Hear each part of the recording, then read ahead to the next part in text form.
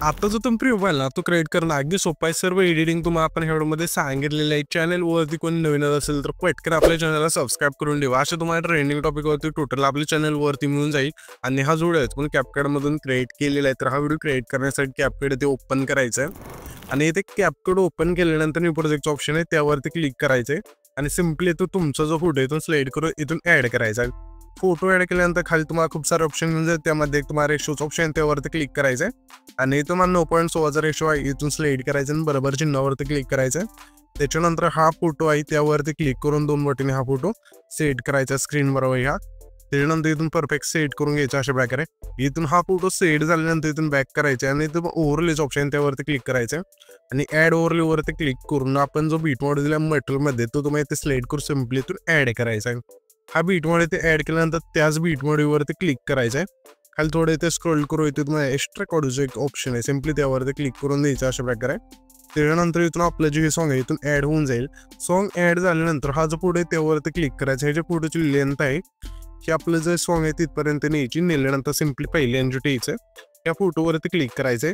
Bit mod आपण दिलेत येथे तुम्ही पाहू शकाल की जिथून जिथून ह्या बीट बदलत जातील तिथून तिथून हा जो फोटो आहे तो स्प्लिट करायचा आहे. पहिली बीट व्हायची आहे ती आपली कुठे चेंज होते. फोटो फूड आल्यानंतर ही बीट इथे चेंज होते.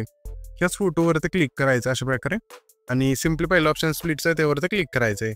आता ह्याच्या पुढची बीट व्हायची कुठे चेंज होते. फोटो फूड आल्यानंतर इथून ही बीट चेंज होते. त्याच फोटोवरती क्लिक करू पहिलं ऑप्शन स्प्लिटचं त्यावरती क्लिक करायचं. अशाच प्रकारे हा जो फोटो आहे तो शेवटच्या बीट मारपर्यंत तुम्हाला कट करून यायचा. कट केल्यानंतर आता काय करायचं आपल्याला हा जो बीट मार त्यावरती क्लिक करायचं. खाली थोडं ते स्क्रोल करू प्लेचं ऑप्शन आहे त्यावरती क्लिक करायचं. आपण जे इमोजी PNG दिले इथून ॲड करायचं. इमोजी PNG तुम्हाला सर्व मिळून जातील. जे पण आपण ह्यामध्ये मटेरियल यूज केले ते सर्व खाली तुम्हाला मिळून जाईल. तर सिम्पली इथून इमोजी PNG तून सिलेक्ट करायचं आहे. हे PNG तून सिलेक्ट केल्यानंतर सिम्पली पुन्हा आपल्या पहिल्यांदा द्यायचं आहे. ॲड ओव्हरलेवरती क्लिक करू. आता पुन्हा आपले एक इमोजी PNG तून ॲड करायचं. ठीक आहे एक दिले आपण आणि ह्या ज्या PNGची लेंथचा पहिला जो फोटो आहे त्याला ठेवायची आणि पुन्हा रिप्लेसमध्ये जाऊन तेच PNG तून ॲड करून घ्यायचं अशा प्रकारे. ठीक आहे त्याच्यानंतर स्क्रीन बरोबर इथून सेट होऊन जाईल. आता आपल्या इथे ॲनिमेशनचं ऑप्शन आहे 4 नंबरला त्यावरती क्लिक करायचं आणि इनमध्ये येऊन फेड इनचं जे फेडायचं सिलेक्ट करून बरोबर चिन्हावरती क्लिक करायचं. आता इथे आपल्याला काय करायचं आहे आता इथून आपल्या पुढच्या फोटो इथून PNG तून ॲड करायचं. तर ही जे PNG ॲड केलं त्यावरती क्लिक करायचं. डुप्लिकेटचं ऑप्शन आहे इथे सिम्पली त्यावरती क्लिक करायचं. दुसरा जो फोटो आहे तेवढीच ह्या PNGची लेंथ आहे ते ठेवायची अशा प्रकारे कमी करू येते जास्त झाली आपली. आता आपलं हेच काय करायचं रिप्लेसमध्ये जाऊन दुसरं PNG तून ॲड करून घ्यायचं अशा प्रकारे. ठीक आहे इथून ॲड करून घेऊया. अशा प्रकारे इथून पुढचे जे PNG राहतील ते सर्व इथून ॲड करून घ्यायचे. येथे तुम्ही पाहू शकाल की फोटो आणि PNG तो आपण सर्व इथून ॲड करून घेतले. ओव्हरलेमधून येथे तुम्ही बघू शकाल जेवढा आपण फोटोची लेंथ आहे तेवढीच ह्या PNGची जी लेंथ आहे ते ठेवलेली आहे. त्याच्यानंतर सिम्पली आपल्या आता काय करायचं ते हे जे ट्रान्झिशन आहे त्यावरती क्लिक करून लाईट इफेक्टच्या ऑप्शनमध्ये द्यायचं. यामध्ये मग इफेक्ट म्हणजे ब्लास्ट नावाचं त्याने सिलेक्ट करायचं आहे आणि तुम्हाला अप्लाय टू ऑल्स ऑप्शन त्यावरती क्लिक करायचं आणि बरोबर चिन्हावरती क्लिक करायचं आहे. त्याच्यानंतर हा जो आपला पहिला फोटो आहे त्यावरती क्लिक करायचा आहे आणि तुम्हाला सिम्पली ॲनिमेशनचं ऑप्शन आहे 3 नंबर त्यावरती क्लिक करून इनच्या ऑप्शनमध्ये द्यायचं आहे. यामध्ये मग इफेक्ट म्हणजे आहे रेनबो ब्लरचा इथून सिलेक्ट करायचं आणि बरोबर चिन्हावरती क्लिक करायचं आहे. त्याच्या पुढच्या फोटो आपल्या इनमधला ड्रॉप डाऊनचा जो फोटो आहे तो सिलेक्ट करायचा आहे. पुन्हा त्याच्या पुढचा फोटो आहे त्या फोटो आपल्या इनमधलाच व्हायब्रेटिंग पॅनल्स हा जो फोटो आहे तो सिलेक्ट करायचा आहे.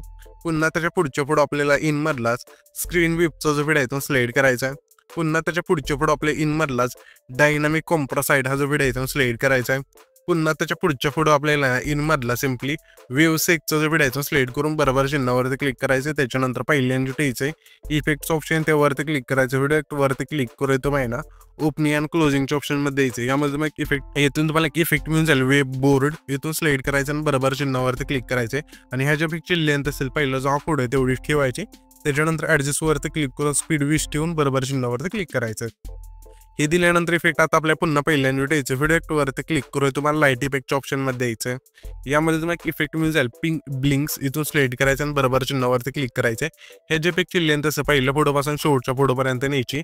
नेल्यानंतर सिम्पली आपला हा जो आपला तिसरा फोटो आहे तिथे यायचं जे तो आम्हाला स्प्लिट केला तिथे आणि व्हिडिओवरती क्लिक करू येतो महिना स्प्लिटच्या ऑप्शनमध्ये द्यायचं. यामध्ये तुम्हाला इफेक्ट मिळून जाईल 3 लेअर मिररचा इथून सिलेक्ट करायचा आहे आणि ह्याच्यापेक्षा लेंथ असेल हा जो आपला तिसरा फोटो आहे ना तेवढीच ह्याची इफेक्ट लेंथ आहे ते ठेवायची इफेक्टची आणि ॲडजस्टवरती क्लिक करून फिल्टर 0 करायचं. व्हर्टिकल तुमच्या फोटोनुसार इथून ॲड करून बरोबर चिन्हावरती क्लिक करायचं.